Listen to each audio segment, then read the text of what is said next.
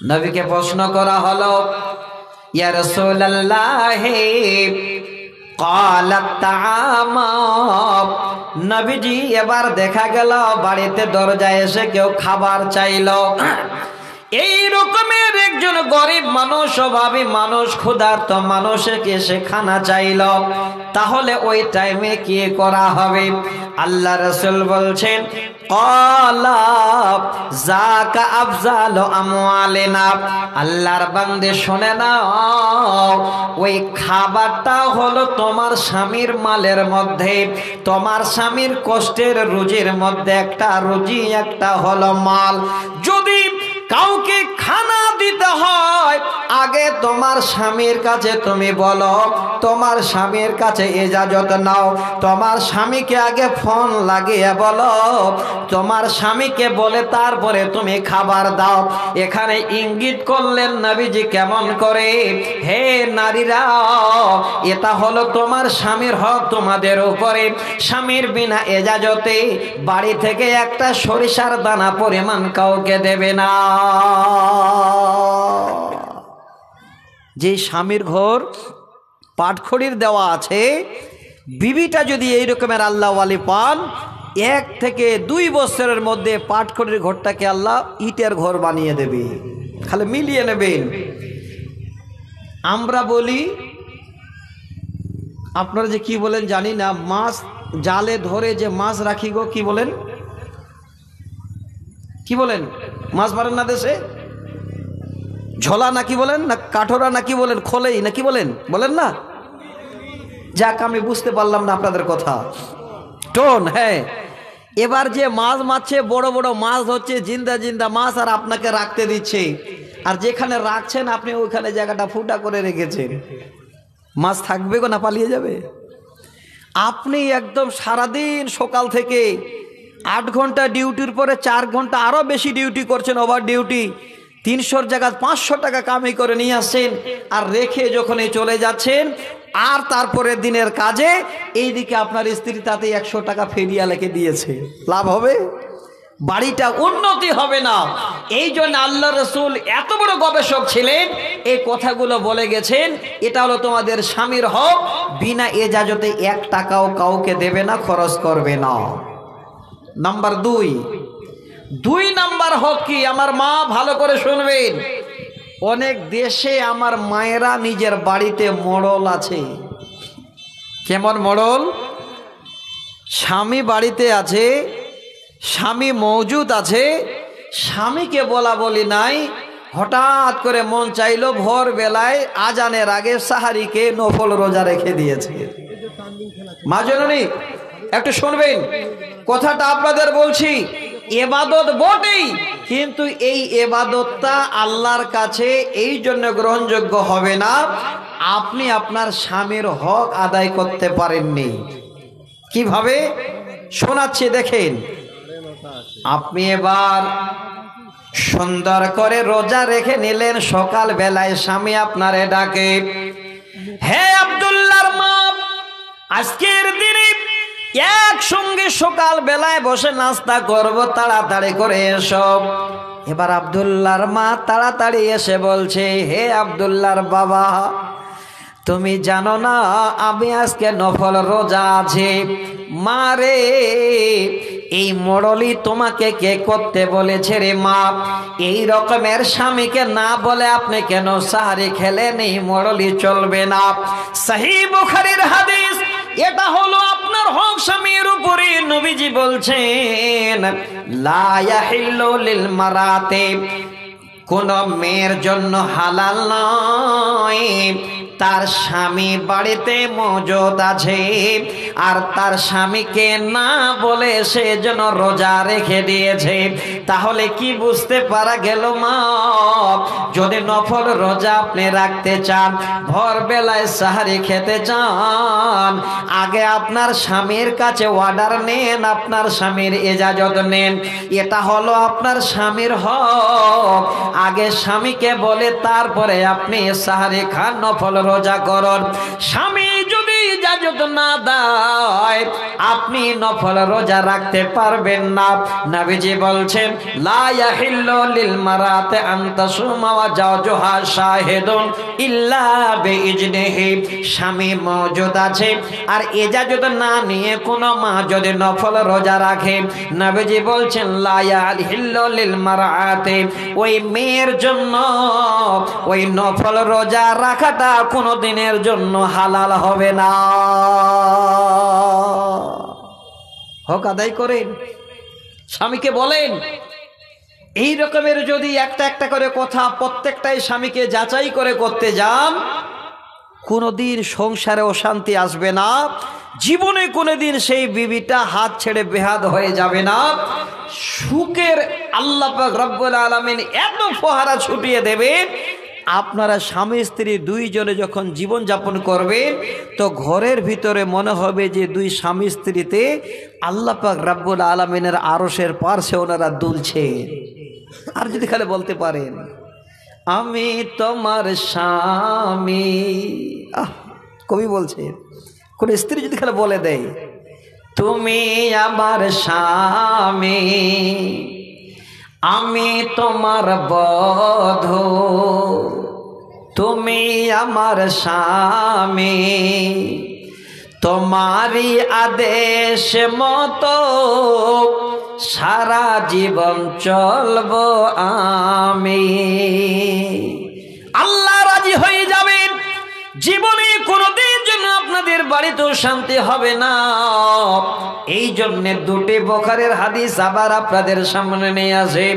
ওরে মা, একবার ভালো করে হাদিসটাকে ফলো করে দেখবেন। আল্লাহ রাসূল বলছেন, হে পৃথিবীর নারীরা, যদি আল্লাহকে বাদ দিয়ে কোনো জায়গায় সিজদা করার অর্ডার থাকতো, আল্লাহকে বাদ দিয়ে এই রকমের কোন জায়গায় যদি মাথা নত করার অর্ডার থাকতো, তাহলে আমি নবী বলতাম তোমরা সবাই তোমাদের স্বামীর পায়ে গিয়ে সিজদা করো। লিইদামি হাক্কিহা, এটাই হলো সব থেকে পৃথিবীর বুকে বড় হক। কি বুঝতে পারা গেল এই হাদিস থেকে? নবীজি বলছেন যদি আল্লাহকে বাদ দিয়ে কোনো জায়গায় সিজদা করার অর্ডার থাকতো, লামারতুল মারআতা আন তাসজুদা লিজাওজিহা, আল্লাহ রাসূল বলছেন আমি অর্ডার দিয়ে দিতাম, হে পৃথিবীর নারীরা, তোমরা তোমাদের স্বামীর কাছে গিয়ে সিজদা করো, এটাই হলো তোমাদের জন্য সব থেকে বড় হক। কি রত্ন স্বামী! একটু একটু করে বুঝের মা, কোরআন শুনে ভুলে যেয়েন না, হাদিস শুনে ভুলে যাবেন না, ফলো করেন, জীবন ধন্য হয়ে যাবে। এতগুলো কথা এবার আপনারা মেনে নিলেন, আপনি সব হক আদায় করছেন, আর আপনার স্বামী এবার মনে মনে ভাবছে যদি আমার কথা না ধরে তাহলে তো আল্লাহর জান্নাতের দরজা খুলবে না, আমি যাহাই বলবো আমার বিবি এখন তাহাই ধরবে, তাই নাকি? না, সহিহ বুখারীর হাদিস শোনাচ্ছি আপনাদের।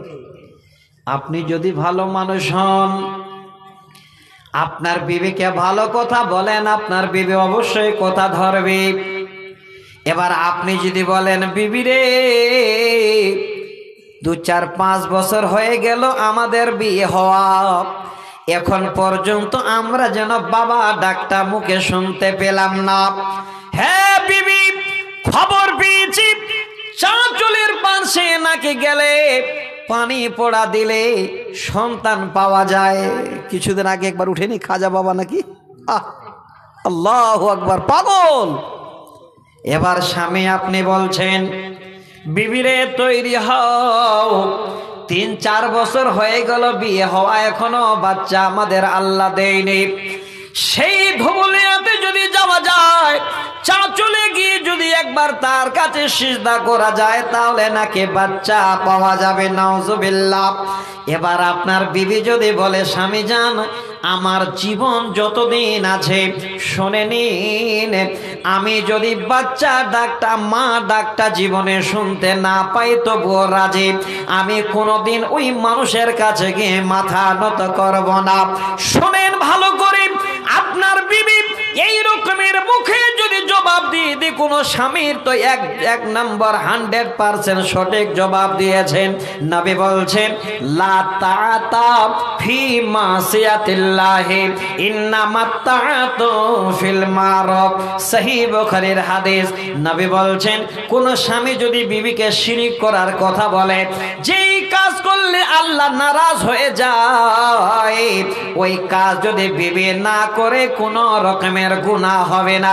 ওয়া ইন্নামাত তাআতু ফিল মারুফ, যদি ভালো কাজ করতে বলে, ভালো যদি কাজ হয়, তাহলে বিবিরা অবশ্যই স্বামীর কথা মেনে চলবে। মা, এবার একটু আপনার হাত বাড়াবেন। দাম্পত্য জীবন সুখের কাটাতে গেলে ইনশাআল্লাহ আমি হাতটা পাতবো আপনাদের কাছে। খালে এতগুলো আপনারা স্বামীর করবেন, আর স্বামী আপনার কি করবে, এই কথাটা শুনিয়ে দিই। কারণ প্রত্যেকটা জিনিস একটা নেগেটিভ আর পজিটিভ আছে। এইখানে দুটো তার আছে, একটা নেগেটিভ একটা পজিটিভ। এখানে দুই শ্রেণীর মানুষ আমরা আছি, মেল এবং ফিমেল, নেগেটিভ পজিটিভ। এইদিকে পুরুষেরা, এইদিকে মায়েরা, তাই না ভাই? এবার মায়েরা এতক্ষণ ধরে শুনলেন স্বামীর হক আদায় করবেন, হক আদায় করবেন, হক আদায় করবেন, সব কিছু করবেন।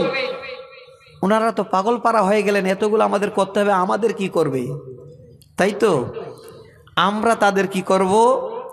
আমি একটা হক শোনাচ্ছি আমাদের বিবির উপরে, জীবন ধন্য, হ্যাঁ জীবন ধন্য হয়ে যাবে। সেই হকটা কি? যে সূরা নিসার 19 নম্বর আয়াতের শেষ অংশটা পড়েছিলাম, তর্জমা হয়নি, করবো ইনশাআল্লাহ। তার আগে একটা 4 নম্বর আয়াত সূরা নিসার আছে। 1 নম্বর হক হলো আল্লাহ বলছেন ওয়া আতুন নিসা সাদকাতিহিন্না নিহলা। যখন তোমরা বিয়ে করতে যাবে, আল্লাহ পুরুষদের বলছেন, ওই টাইমে তোমার প্রথম হক হলো স্ত্রীর উপরে, তুমি তোমার স্ত্রীর হাতে নগদ মোহরানাটা দিয়ে দাও। দেখেন, এটা আমাদের হক, বিবির উপরে মোহরানাটা দিতে হবে, একদম ফরজ এটা। কারণ কোরআনের আইন, এটা কোনো মানুষের আইন নয়। বিয়ে করতে গেলে নগদ মোহরানায় বিয়ে করবেন। আমি 3টা হক শোনাবো আমাদের বিবির উপরে। আমার মায়েরা ইনশাআল্লাহ শান্তি পাবে যে আল্লাহ আমরা এতগুলো করব, আমার স্বামীরা আমাদের জন্য এইগুলো করবেন। তার মধ্যে দ্বিতীয় হকটা শোনাবো। আপনি সকাল যখন হচ্ছে চলে যাচ্ছেন মালুপাড়া বাজার, কত দূর এখান থেকে? কাছে আছে না দূরে? আরও চলে গেলে কোনো বাজারে গিয়ে এবার সুন্দর জামা কাপড় পরে পার উপর পা তুলে দিয়ে দোকানদারকে বলছেন, আব্দুল্লাহ একটা চা দাও, 2টা পুরি দাও।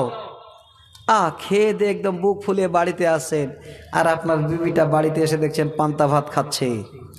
আল্লাহ ওই স্বামীকে এমন পিটানি দেবে। শোনেন, এটা আমাদের হক। আল্লাহ বলছেন যদি তুমি যা খাবে তোমার বিবিকেও তুমি তাই খাওয়াবে। আপনারা যদি 2টো পুরি খান তো বিবির জন্য 2টা পুরি নিয়ে যান, না হলে স্ত্রীর হক স্বামীরও আদায় হবে না।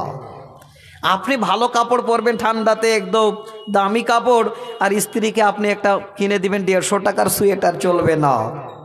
দেখেন জীবন কেমন সুখের হয়। আমি হাদিস শোনাবো, তবে মাঝে একটু আমি আপনাদের কাছে সময় নিচ্ছি। আল্লাহর কোরআনের 2টো আয়াত পড়েছিলাম। আল্লাহ বলছেন আম্মা মান আতা ওয়াত্তাকা ওয়া সাদ্দাকা বিল হুসনা ফাসানুয়াসসিরুহু লিল ইসরা ওয়া আম্মা মান বাখিলা ওয়াস্তাগনা ওয়া কাদ্দাবা বিল হুসনা ফাসানুয়াসসিরুহু লিল উসরা। 5টি আয়াত। আল্লাহ বলছেন যারা আমার রাস্তায় দে, আমাকে ভয় করে, আমার সমস্ত রকমের সৌন্দর্য কথাগুলোকে সত্য মনে করে, আমি আল্লাহ আমার দুনিয়াটা তার জন্য সহজ করে দেব। দেখেন সহজ বাংলা তর্জমা করে দিলাম। ও আম্মা মান বাখিলা, আর যেই বান্দা বান্দেরা দুনিয়াতে এসে যারা বখিলি করবে, আমার কথাগুলোকে যারা মিথ্যা মনে করবে, আল্লাহ বলছেন ফাসানুয়াসসিরুহু লিল উসরা, আমি আল্লাহ ওই বান্দা বান্দিদের জন্য আমার দুনিয়াটাকে তাদের জন্য ছোট করে দেব। আল্লাহ রাস্তায় দেবেন, দুনিয়া বড় থাকবে। বখিলি করবেন, দুনিয়া আল্লাহ ছোট করে দেবে। এবার বলবেন মাওলানা দুনিয়াটা ছোট আবার কেমন করে হয়? কি করে দুনিয়াটা ছোট করে দেবেন আল্লাহ? দুনিয়া তো দুনিয়ায় থাকবে। এই কোরআনের এই আয়াতের তাফসিরে ধরেছেন দুনিয়া কেমন ছোট হয়ে যাবে। আল্লাহর জমিনে আপনি চলছেন, আল্লাহর সঙ্গে ধোঁকাবাজি করছেন, আল্লাহর দেওয়া মাল পেয়ে বকলি করছেন। আল্লাহ বলেন বান্দা আমি এমন তোকে বেমার দেব, ডায়াবেটিস তোমার ডায়াবেটিস বেড়ে যাবে, সুগার এমন দেব রে বান্দা খাবার তোর বন্ধ হয়ে যাবে। হে বান্দা হঠাৎ করে তুমি রাস্তায় যেতে গিয়ে পড়ে যাবে, প্যারালাইসিস হয়ে যাবে। এবার বাড়িতে বসে বসে সময় কাটবে, বাড়ি থেকে একটু মালুপাড়া মাদ্রাসার দিকে যাওয়ার সুযোগ হবে না।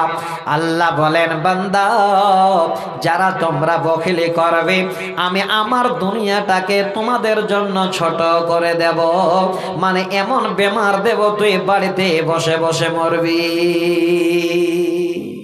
ভাইজান একজনে কেউ বখিলি করবেন না। খুব ভালো লাগলো যে আজকে জালসাটা বানাতের জালসা। বানাত মানে আপনার কলেজের টুকরো মেয়েটা সেখানে আলেমা হবে, সেখানে দ্বীনের কথা শিখবে, সেই মেয়েটা আপনার জন্য দোয়া করবে রব্বিরহামহুমা কামা রাব্বায়ানি সগীরা। আপনি কবরে চলে যাবেন।